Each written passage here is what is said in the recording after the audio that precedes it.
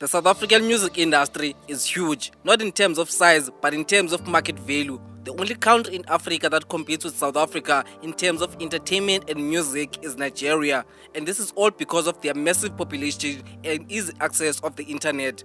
Proper infrastructure, the internet, Western pop culture influence are the real reason this industry has grown so much in the past few years. This industry makes millions of rands every year. While many people credit record labels for this success, they often get assistance from third parties like PR companies, brand specialists, and most importantly, event organizers. Event organizers are the real mafia of the South African music industry because they can literally make or destroy a career. Artists only get royalties once or twice a year.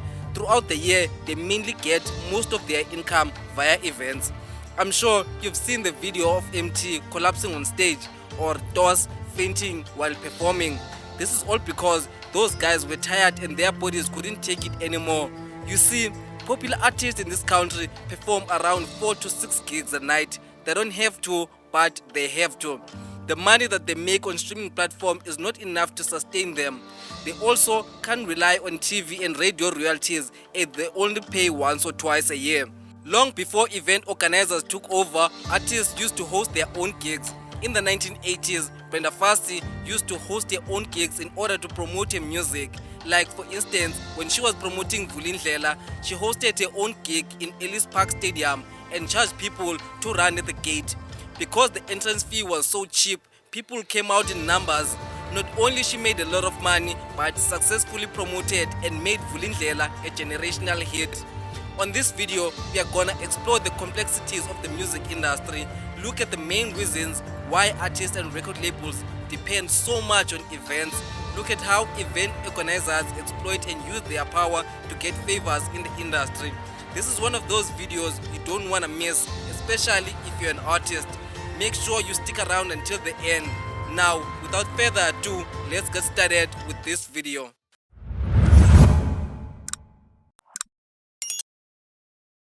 So, back in the days, before social media took off, artists used to do their own shows. Let's say, for instance, this artist is signed to Sony. Sony then gives that artist a budget to record an album. After the album is complete, they start releasing singles and marketing the album. They also start planning out a tour right after the album is released. The tour would normally include big cities, but smaller ones as well. The people that were responsible for organizing these tours and setting up the event would be people directly from Sony in most cases. But over the years, they realized that doing events with their own money is risky business. I mean, they've already invested in the production of the album, the marketing of the album, so if they plan a tour and it doesn't sell, they lose even more money. So they started outsourcing the event part to third parties. These third parties were smaller event companies that suddenly had a big market share because there were few players in the industry. And as time went by, they quickly figured that record labels were not in charge of the industry anymore. They gained even more leverage over artists after streaming took over. Streaming platforms like Apple, Spotify, and YouTube really don't pay that much. On YouTube, for instance, 1 million views on a song is about 50 to 70k, depending on how many ads were shown and their duration. Another thing that made event organizers have more power is giving them their gigs to organize. And to be honest, I don't blame artists for doing this. Nowadays, organizing an event takes way more resources, skills, creative concept, and financial muscle more than ever before. Instead of gambling with money, it's better to hire a specialist, and this is best summarized by this guy here, Tulani Way. I keep forcing Poro to remain traditionally because we believe, like artists believe they're the promoters. There's a difference on that. You can't be an artist and a promoter. Yeah. And like you can't, it happens when Ricky Rick started Cotton Fest. Oh, so everybody thought they could have do an it. entity in events. So Ricky only had his own style. Yeah, but the Cotton Fest is not Ricky. It's the white guy. What's his It's name? Ricky. That's Ricky's taste. Oh, okay. That's it. That's his aesthetic. That's his thing. So like artists feel like they can do it. You need to give it to a promoter. You need to be willing to sell your concept to someone else to do it for you. So it can come out the way you believe on it. Because once you do it, you're not going to do it. So you need to give it to someone that can make it curate everything there, proposals, brands, everything. There's someone that wakes up, does that. What Tulani here is saying makes a lot of sense, but it also makes artists depend more on event organizers. Instead, artists should hire people on their team that will focus on curating events. These people or person can be responsible for organizing tours for that artist and become their road managers when they go on tour or gigs. Another big problem is that artists in this country don't diversify their streams of income. Let's talk about merchandise, for instance, which is big in other countries. But in South Africa, artists really don't take merchandise seriously. Although we have the infrastructure to manufacture and distribute, most artists neglect this stream of income. The last time South African artists had a really popular merchandise going on was in 2014 during the height of Cash Time Live. After that, no artist has really put effort in terms of selling merch.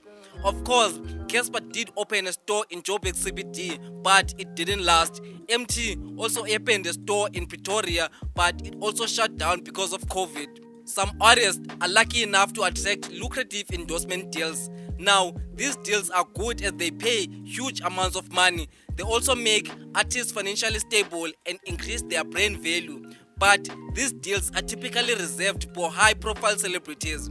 Artists like Casper, Questa, Focalistic, Maporisa, Daliwonga, or Deben Gogo easily get these deals from time to time. The main reason sponsors align themselves with these guys is because of their carefully crafted brand images. These brand images take years and a lot of money to build. Artists typically need a good PR team or a good management that can convince sponsors to work with them. But those artists that manage to get this brand deal only make a small portion. 80 to 70 of the remaining artists totally rely on gigs. Another problem with South African artists is that they don't invest enough in good management and PR. As a result, when gigs start to dry out, they become broke. This branding issue is so serious that even event organizers use it as a criteria to book artists. Artists that are perceived as more marketable or have stronger connections in the industry get more gigs. Look at Oscar Mbo and Kelvin Momo, for instance. Those guys don't make radio hits, but they are always booked and busy. Setrill has over 500,000 monthly listeners on Spotify, back-to-back hits, but because of his controversies, event organizers are starting to sideline him. Relevancy is another big issue that makes artists depend on events. When an artist is not on the spotlight, nobody is going to book them. It doesn't matter if your music is good and you have a huge catalog of hits. Look at what happened to Dr. Malinga, for example.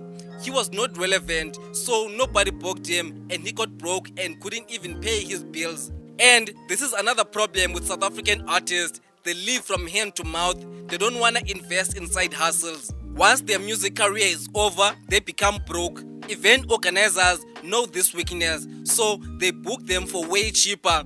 You see, most artists live flashy and luxurious lifestyles. They all have these expensive homes, cars, clothes, and go on expensive trips around the world. Once their relevance slows down, they have to take as many gigs as possible. Some take substances to cope with the pressure. I'm sure you've seen this video of Ricky Rick performing live in his underwear.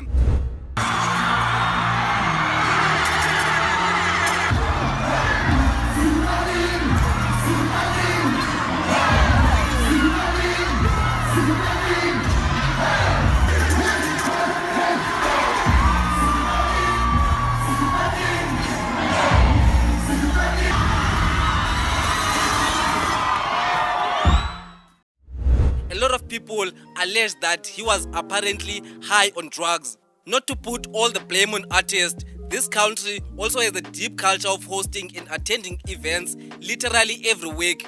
If you live in a large city like Cape Town, Joburg, Durban or Pretoria, I'm 100% sure you come across an event poster literally every day.